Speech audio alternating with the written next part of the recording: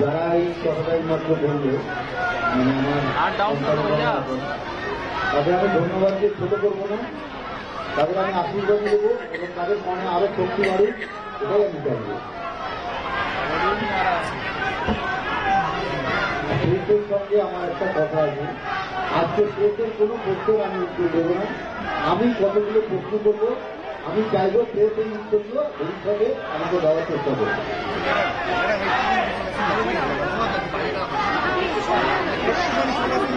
সবাইকে একটু রিকোয়েস্ট করা হচ্ছে, প্লিজ আপনারা একটু শান্ত হয়ে যান, এখন কোনো স্লোগান দেবেন না। আমাদের অভয়ার মা ও বাবা কিছু কথা বলছে, কাইন্ডলি আপনারা একটু শান্ত হয়ে যান। আপনারা আপনাদের জোর দেন। ঠিক আছে, সরে হ্যালো,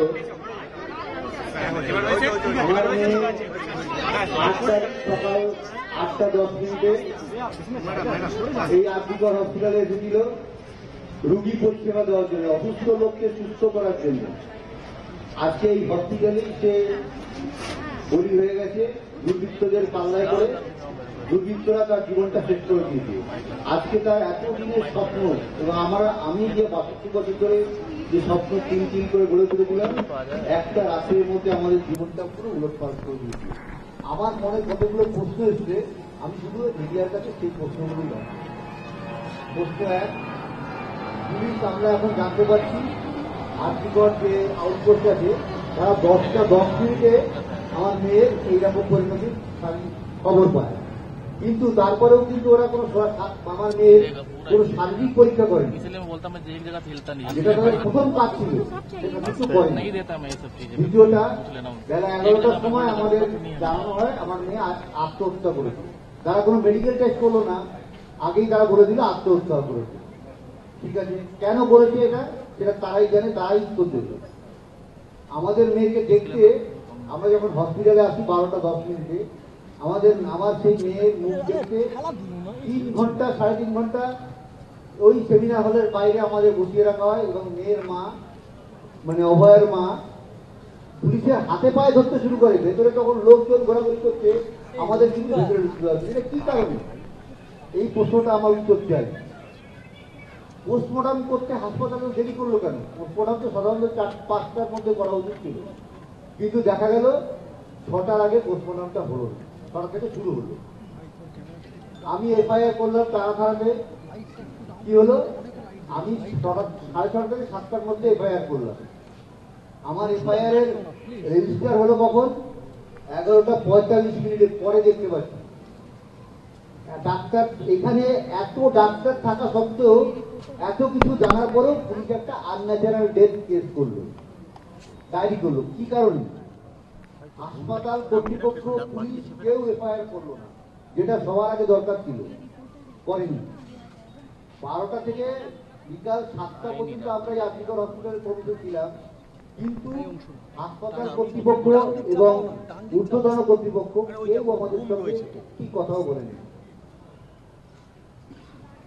আমরা দেহ রেখে দিতে চেয়েছিলাম, আমরা দেহটা রেখে দিতে চেয়েছিলাম, কিন্তু যে কোনো মানে এত প্রেশার আমাদের তৈরি করা হয়েছিল সেই সময়। আমরা টালা থানায় গেছিলাম, টালা থানার সামনে আমরা 1 ঘন্টার উপরে বসেছিলাম। 3 থেকে 400 পুলিশ আমাদের ঘিরে, যেখানে একটা এমন পরিস্থিতি তৈরি করে আমরা বাড়িতে গিয়ে 400 থেকে 400 পুলিশ আমার বাড়ির সামনে ব্যারিকেড করে দাঁড়িয়ে আছে।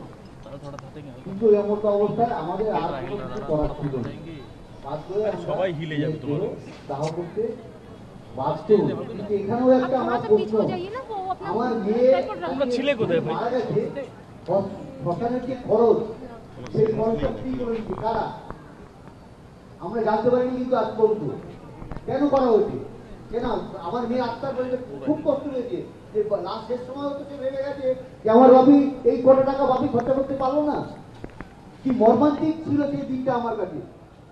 এই প্রশ্নের উত্তরটা আমার কে দেবে?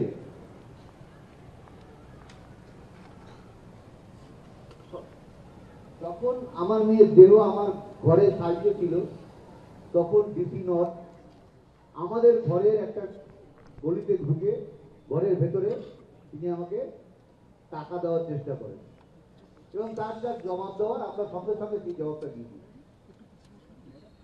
ডিসি সেন্টার ইন্দিরা মুখোপাধ্যায় বারবার প্রেস মিট করে মিথ্যা কথা বলছি, মিথ্যাচার করছি। কারণটা কি কারণে আমরা করছেন এই জিনিসটা? তাই থেকে আমাদের একটা বিশাল প্রশ্ন আমাদের সবসময় মনে আসছে, আমার এই সমস্ত প্রশ্নের উত্তর কে দেবে? পুলিশ, প্রশাসন, না হাসপাতাল কর্তৃপক্ষ, স্বাস্থ্য ভবন? সবার কাছে আমি এই আর্জি জানিয়ে আমি এখানে বড় বক্তব্য শেষ করছি।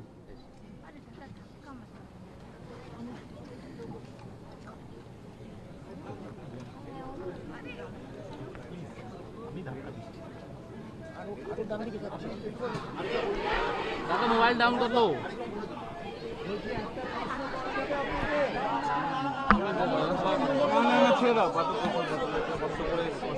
নমস্কার। আজকে প্লিজ আপনারা আজকে কোনো প্রশ্ন করবেন না।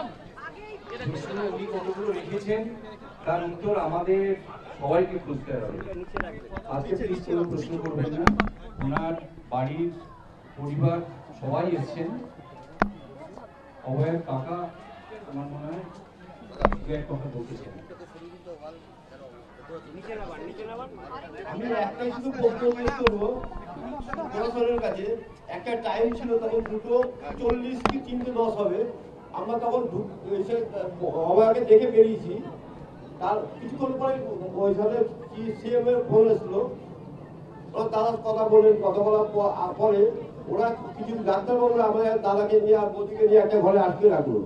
সেখানে অন্তত কম হলে 15 জন ডাক্তার ছিলেন। তারা একটা সাদা কাগজ দিয়ে বলছে আপনি এর মধ্যে সই করে দিন, আমরা যা যা দরকার আমরা এর মধ্যে লিখে দেবো, আপনি এখন টেনশনে আছেন। আমরা কি হবে সাদা কাগজে সই করছেন কেন? যদি ওরা হয় তাহলে আমাদের বাড়ি থেকে 18 জন লোক ছিল, তা আমাদেরকেও রাখতে পারতো, তা তাকে নিত।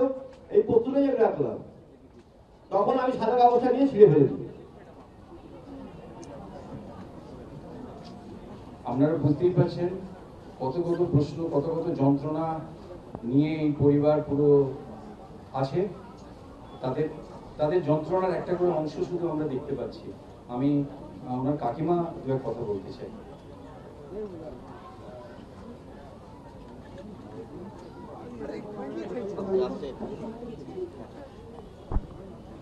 আমরা যেদিনকে 9 তারিখ আমাদের বাড়ির মেয়ে ডাক্তার দিদি অভয়া তিলোত্তমা যাই বলে আপনারা চেনেন, মানে মেয়েটিকে, হতভাগ্য মেয়েটিকে, আমরা যখন সকাল 10:55-তে মানে খবর পাই, বাড়ির লোক আমাদের কাছে আসে, আমরা কাকা কাকিমা হিসেবে বলছি, যে মুহূর্তে খবর পাই তার 1 ঘন্টার মধ্যে আমরা গাড়ি বুক করে আমরা হসপিটালে যখন আসি তখন 2:10 থেকে 2:15 হবে। তার আগে কি ঘটেছে সেটা আমি বলতে পারবো না, কিন্তু তারপরে যে ঘটনাগুলোর সাক্ষী আমি হয়েছি, বা আমরা চারজন আমরা এসেছিলাম। আমি, আমার মেজ ভাসুর, আমার ছেলে কোনায় দাঁড়িয়ে রয়েছে রাহুল দেবনাথ, আর পেছনে আমার যা আছেন, এই 4 জন আমরা একসাথে এসেছিলাম। আমরা এসে যখন ঢুকলাম তারপর থেকে দেখেছিলাম আমরা সেমিনার রুমে ঢোকার ওখানে পুলিশের 6 লাখ, আর যারা স্টুডেন্ট ছিলেন তারা ছিলেন। অতি কষ্টে ঠেলে আমরা ভেতরে ঢুকে সেমিনার হলের উল্টো দিকে আমরা যখন গিয়ে ঢুকলাম তখন দেখেছি আমার দাদা দিদিকে একটা ঘরে বসিয়ে পাখার নিচে কেউ জল এনে দিচ্ছে, কেউ এই ঘর থেকে ওই ঘরে নিয়ে যাচ্ছে, একবার এই ঘর একবার ওই ঘর, জল খান, পাখার নিচে বসুন, এই চলছে। লাস্ট মানে 2টোয় যদি আমরা পৌঁছে থাকি 4টে অবধি এই জিনিসগুলো হয়েছে, 3:30 অবধি এই জিনিসগুলোই হয়েছে। তার মাঝখানে পুলিশ এসে বারবার করে ঘিরে ধরে বারবার একটাই কথা, আপনারা চলুন প্রিন্সিপালের ঘরে যাবেন। আমরা তখন পুরো পরিবার দাদা দিদিকে ঘিরে রেখে আমরা বলেছি না, ওনারা কোথাও যাবেন না, দরকার হলে প্রিন্সিপাল এখানে আসবেন। কিন্তু পুলিশ আমাদের এত জোর করেছে, এত ফোর্স করেছে, মানে ওনারা পারলে হাইজ্যাক করে এই 2টো মানুষকে নিয়ে প্রিন্সিপালের ঘরে যেতে পারলে ওনারা জানে আমরা বেঁচে গেলাম। তো যাই হোক, কোনোভাবে হয়তো 5 মিনিটের জন্য বলে তারপরে ওনারা নিয়ে গেলেন এই 2টো মানুষকে। তারপর থেকে আমরা আর এই 2টো মানুষকে দেখতে পাইনি। পরিবার একদিকে, বাবা মা একদিকে। তারপরে যা ঘটনা ঘটেছে মিডিয়া দৌলতে আপনারা সবাই জানেন। দেন যখন পোস্টমর্টম হয়ে বডি বেরোচ্ছে, দাদা দিদি গাড়ি করে যখন বেরোলো তখন হাতটা আমাদের দেখিয়ে গেল। আমরা বুঝলাম যে হ্যাঁ তারা বেরোচ্ছে। আমরা কি জানবো নর্মালি যে এরপর আমরা পরিবারের লোক আমরা যাব, বা মাঝখানে অ্যাম্বুলেন্স যাবে, তারপরে আমরা যাব। কিন্তু সেখানে দাঁড়িয়ে আমাদের বলা হয়েছিল যে আপনাদের পরিবার তো আপনাদের জন্য দুটো গাড়ি রাখা আছে। আমরা যখন গাড়িতে মানে আমি বলছি দায়িত্ব নিয়ে এটা আমি বলছি, আমি যখন গাড়িতে উঠতে যাই আমাকে ধাক্কা দিয়ে ফেলে দেওয়া হয়। ধাক্কা দিয়ে পুলিশ ফেলে দিয়ে বলে না না এই গাড়িতে পুলিশ ছাড়া কেউ উঠতে পারবে না। দেন আমরা ওখানে অসহায়ের মতো দাঁড়িয়ে থাকি, আমাদের চোখের সামনে দিয়ে মেয়ের দেহ চলে যায়। তারপরে ওখানে যারা আমাদের পরিচিত ছিলেন তারা বললেন যে আপনারা দেখুন কি করে যাবেন। তখন আমরা নিজেরা ম্যাটাডোর করলাম, ম্যাটাডোর করে আমরা অন দা ওয়ে যখন যাচ্ছি মাঝ রাস্তা যাওয়ার পর হঠাৎ আমাদের মনে হলো যে বড়দাকে ফোন করি। যখন বড়দাকে ফোন করা হলো তখন বড়দা বলছে আমরা তো টালা থানায় বসে রয়েছি। ততক্ষণে আমাদের কাছে খবর চলে এসেছে যে আমাদের মেয়ের দেহ বাড়িতে পৌঁছে গেছে, কারণ গ্রিন করিডোর দিয়ে পুলিশ নিয়ে গেছে, দেহ বাড়িতে পৌঁছে গেছে।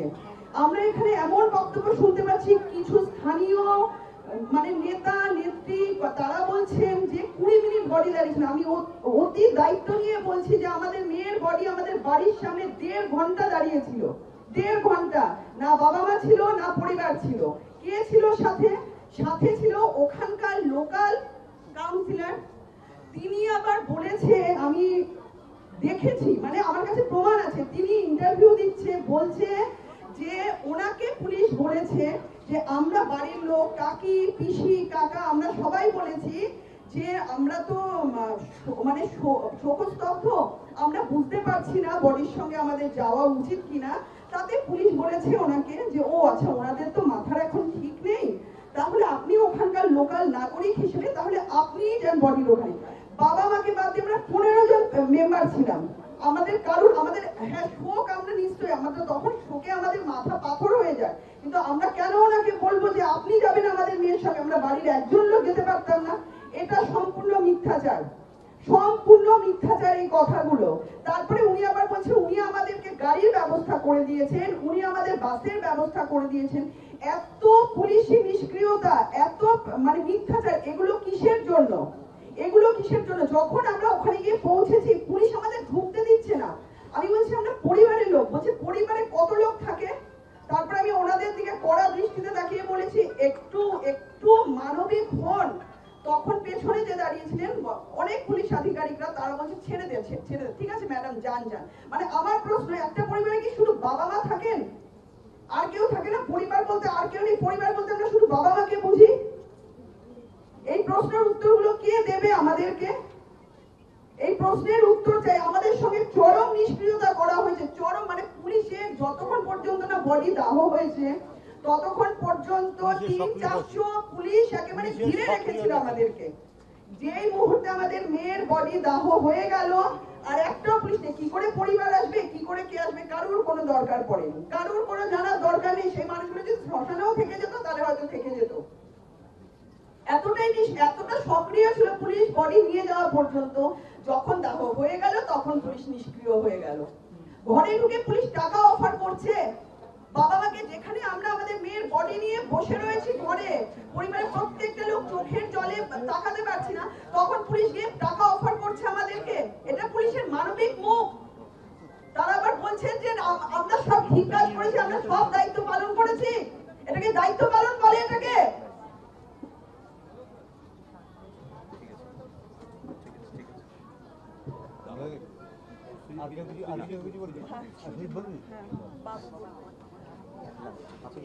আমি এই অভাগী অভয়ার দাদা রাখিটা আবার বাঁধতে পারি। আপনারা সবই শুনলেন এখানে। আমরা বুঝতে পারিনি যে বডিটাকে হসপিটাল থেকে বের করার এত কি তাড়া ছিল প্রশাসনের। আমরা বডিটা বের করার সময় তো অনেকবার বারণ করেছিলাম প্রশাসনকে যে আমাদের সময় দিন, কিন্তু জানি না আমাদের বডিটা বের করার জন্য এত কি তাড়া ছিল, বা বডিটা দাহ করার জন্যই বা এত কি তাড়া ছিল। আমরা তো চেয়েছিলাম বডিটা থাক, কিন্তু সেই সুযোগ আমাদের প্রশাসন দেয়নি। আমরা শুধু সবার কাছে একটাই দাবি, যে নারকীয় কাণ্ডে যারা প্রত্যক্ষ বা পরোক্ষভাবে জড়িত তাদের দৃষ্টান্তমূলক শাস্তি হোক, এবং যারা এই ব্যাপারটাকে সম্পূর্ণভাবে ধামাচাপা দেওয়ার চেষ্টা করেছে, তাদেরও সমানভাবে দৃষ্টান্তমূলক শাস্তি হোক, যাতে আমার আর হাজার হাজার কোটি কোটি বোনদের আর এই অসুবিধা জীবনে ফেস না করতে হয়। আপনারা সকলে আমাদের পাশে যেভাবে দাঁড়িয়েছেন তার জন্য আমাদের তরফ থেকে অসংখ্য ধন্যবাদ, এবং আমরা ইনশিওর করছি আমরাও সবসময় আপনাদের পাশে আছি যতক্ষণ না আমার সেই অভাগী বোনটি তার প্রপার বিচার পাচ্ছে। আমরা এখানে যে এটা আমরা শেষ করবো, আমরা সবাই মিলে যে কথা আমরা বলেছিলাম যে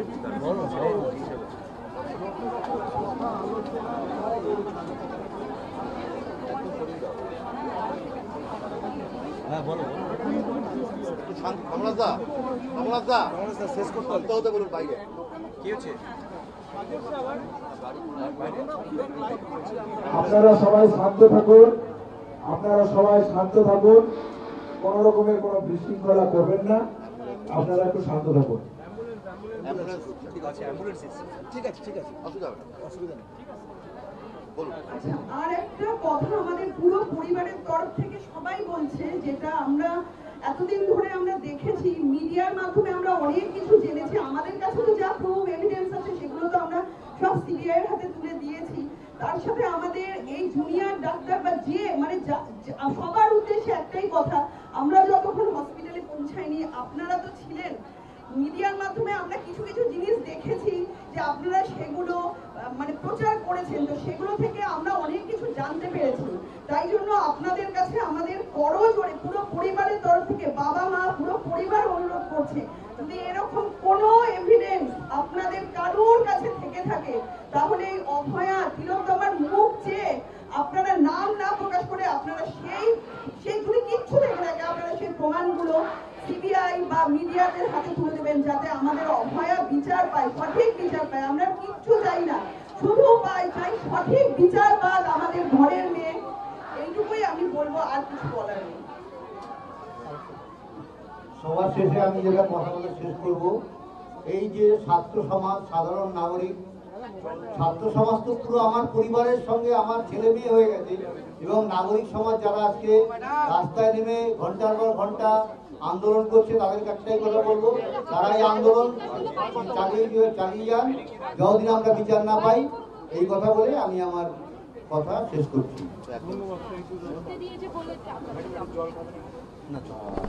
আপনাদের সবাইকে আমরা প্রেস উইকের কাজটা এখানে শেষ করছি। শুধু একটাই কথা শেষ সময় বলা উচিত, যে আর্জিগড়টা পরিবর্তন হয়ে গেছিল, সেই নতুন করে আর্জিগড়টা যারা গড়ে তুলছে তাদেরকে আমাদের পুরো পরিবারের তরফ থেকে খুব নিশ্চিত জানাই। আমরা এখানে প্রেস মিট শেষ করছি।